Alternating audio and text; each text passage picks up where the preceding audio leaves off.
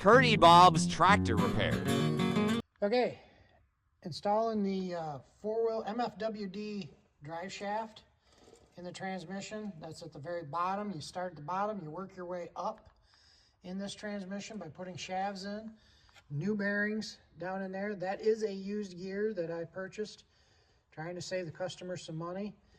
But the bearings are new and the races. Right out here, in this hub right here, there are shims right in there. That's how you set up the clearance for your bearings. I've already done all that, set it up.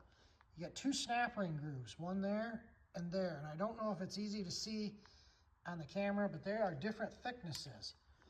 You have your two snap rings right here. As you can see, one is thicker than the other just by a skitch. A guy can mess that up.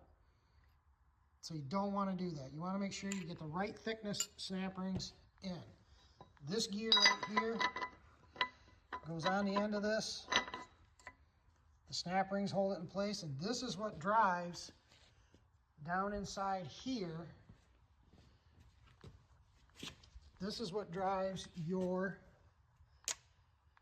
right there, drives your idler, which goes way down inside there and drives to the clutch of the MFWD.